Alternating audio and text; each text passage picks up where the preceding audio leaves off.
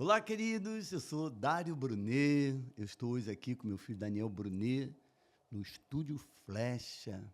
Eu vou responder mais perguntas. Você pode me perguntar o que você quiser sobre esse assunto, porque eu tenho certeza que você vai ser grandemente abençoado nesse meu vídeo. Maravilha, paizão. Prazer estar aqui com o senhor mais uma vez. Lembrando para quem está nos acompanhando, se você ainda não se inscreveu no canal Dário Brunet, aproveita aqui, aperta o botão inscrever-se que fica aqui embaixo.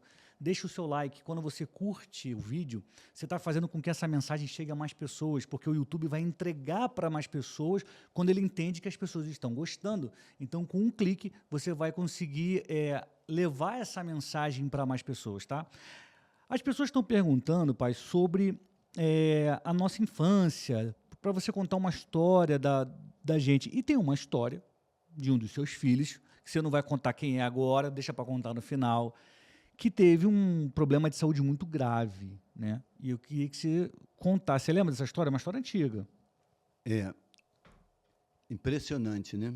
Não, só porque te falar porque eu estou lembrando dessa história, porque tem muitos pais que estão nos acompanhando que têm filhos que estão doentes, que vão enfrentar daqui a pouco algum problema de saúde, né, uma criança, e os pais ficam desesperados. Eu que sou pai sei como é que é. Você vê o filho doente, mole, quente, você fala, meu Deus, o que está acontecendo? E você teve essa experiência. Né? Então, eu vou dizer para você qual foi a minha decisão diante desse quadro triste. Mas como é que foi? O seu filho estava tudo bem, aí passou mal? Como é que ele passou mal? Eu morava próximo à fronteira, né, do Brasil com a Bolívia, que eu fui enviado lá para servir, eu era da Marinha, né? E quando meu filho tinha 1 ano, eu acho que 8 meses, e ele foi internado no hospital lá, de Corumbá, de Ladário, onde nós morávamos, e eu fiquei muito desesperado, porque já tinha 1 semana e não melhorava. E então o pediatra dele é forte, isso aí. É forte, hein? E o pediatra dele falou assim: pai, vou te falar uma coisa. Se você não quiser ter surpresa, manda ele para o Rio de Janeiro. Eu fiquei desesperado. Eu falei: meu Deus do céu, o que eu vou fazer? Aí liguei para o meu irmão, que é médico. Uhum. Aí meu irmão falou assim, eu estou falando, porque é muita emoção. Né? Eu sofri muito nessa época, né? E meu irmão falou assim: Dário, traz logo para o Rio de Janeiro, senão você vai ter uma surpresa. É porque a nossa família era do Rio, ele sabia disso, ou porque no Rio tinha um hospital mais competente, vamos dizer assim? Não, porque lá onde nós morávamos, né, em Corumbá, Ladário, não tinha muitos recursos. O hospital não tinha muito recurso. É Mato Grosso do Sul, Mato Grosso fronteira do Sul, com a Bolívia. Com a Bolívia, Você estava lá porque você servia um quartel eu servia da Marinha que era lá. Servia no grupamento de fuzileiros navais. Lá. E então eu fiquei muito preocupado e... É forte, você está me ouvindo, mas eu sei, só eu sei o que eu passei nessa época. E aí, quando eu fiquei desesperado, como qualquer pai, né? Fica desesperado. E impressionante, só tinha um voo. Caramba. O lugar era tão longe que só tinha um voo diário para o Rio de Janeiro, Corumbá, Rio. E aí eu fui correndo na companhia aérea e falei: eu preciso ir para o Rio de Janeiro. Eu preciso ir para o Rio de Janeiro. Meu filho está mal. Comecei a falar: meu filho está mal. E o cara da companhia aérea falou: não, mas não tem vaga, mas já está lotado o voo. Não, moço, pelo amor de Deus, eu preciso levar, ele está muito mal e tal. Aí... Esse é forte, só para você ter uma ideia como nós sofremos, né? Naquela época. Nessa hora. Aí, o cara da companhia aérea falou assim: eu vou ver, vou tentar. E eu fui orando, intensifiquei minha oração, mas eu me lembrei de algo muito forte. Está lá no livro de Tiago, capítulo 5, versículo 14. Gente, isso foi muito poderoso. Quando você está enraizado, edificado na palavra, não tenha dúvida. Primeiro, Deus começou a mover no sobrenatural. Eu comecei a orar, comecei a clamar, mas eu fiz o que a Bíblia diz. Pai, olha que coisa poderosa. Diante dessa crise que eu estava enfrentando, essa situação difícil, né, eu falei, não, a Bíblia diz isso, então eu vou cumprir o que está na Bíblia. A Bíblia diz, está alguém entre vós doente? Chama os presbíteros da igreja e esses façam oração sobre ele, ungindo com óleo. Sabe o que eu fiz? Fui lá no pastor, o pastor foi lá no hospital, ungiu meu filho, conforme diz a palavra de Deus, ungiu com óleo. E a oração da fé, diz a palavra, salvará o enfermo e o Senhor o levantará. Eu falei, não, eu vou confiar em Deus primeiramente. Eu sei que os médicos podem, mas eu vou confiar em Deus. E sabe o que aconteceu? No outro dia, meu filho saiu do hospital. Caramba. A febre foi embora? A febre foi embora e ele deu alta do hospital. Então, eu aprendi uma grande lição em continuar crendo no poder sobrenatural. Eu comecei a entender que a fé tem muito poder. Esse momento de você praticar, né, a fé é o momento de você orar, porque tem resposta. Entendeu? Eu acredito que nossos milagres já estão na agenda de Deus. E eu comecei, aumentei meu nível de fé. Pai, aumenta o teu nível de fé nesse momento. Não se desanime, não se desespere.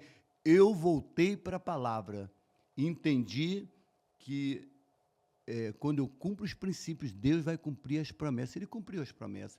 E meu filho foi restaurado. Impressionante. Aí eu não voltei mais na companhia aérea, mas uma senhora da companhia aérea, quando me viu, falou assim, e aí, como é que está... O menino, não, o seu filho. Como é que está o menino, seu filho? Ela pensou que ele tinha morrido.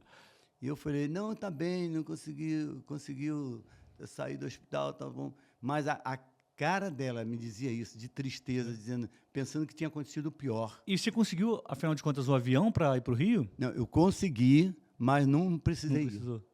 Porque Deus operou realmente no sobrenatural. Se vê, o médico já estava desesperado. Lógico, nós como pais estávamos desesperados. Meu primeiro filho. Agora as pessoas querem saber qual é esse filho, qual é o nome dele. Se sou eu, Daniel, se é o Tiago, se é o Marcos, mas você não vai falar agora não. Você vai me dizer o seguinte, o médico, o que o médico falou depois que ele melhorou no dia seguinte?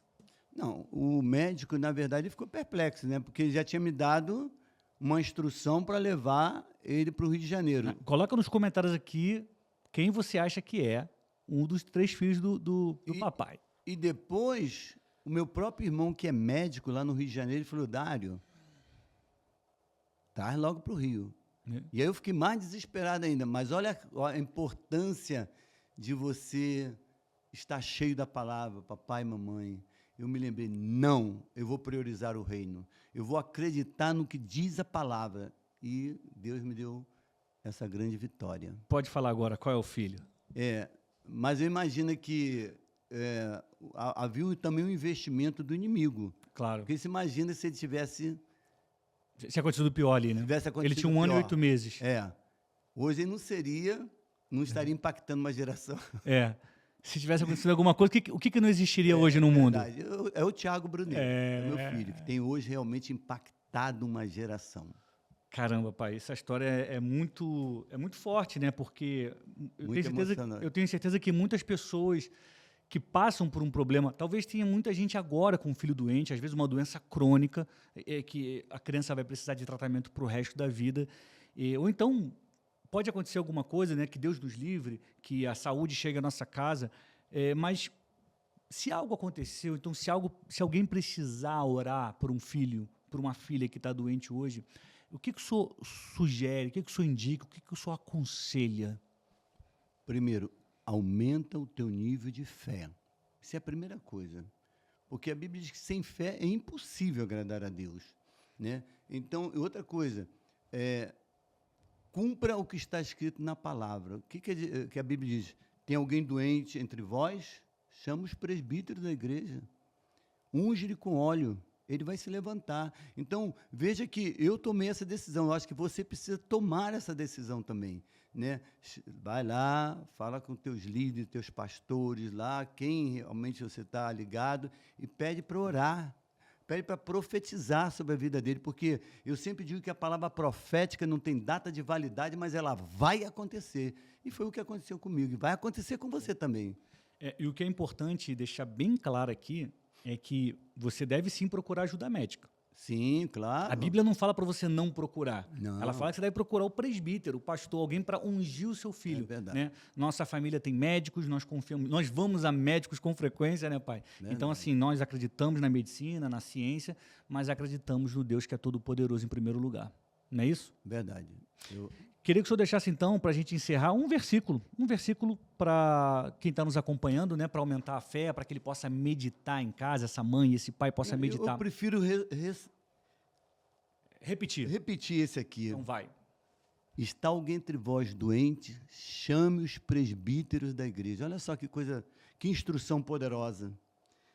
E faça oração, gente. A oração tem poder, tem muito poder.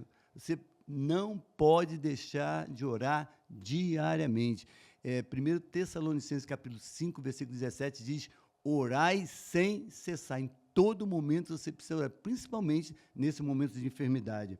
Aí ele diz aqui: e unja com óleo em nome do Senhor. Tudo tem que ser em nome do Senhor. E a oração da fé salvará o doente. Muito bom, pai. Prazer estar aqui contigo. A gente se vê no próximo vídeo. Que Deus te abençoe poderosamente.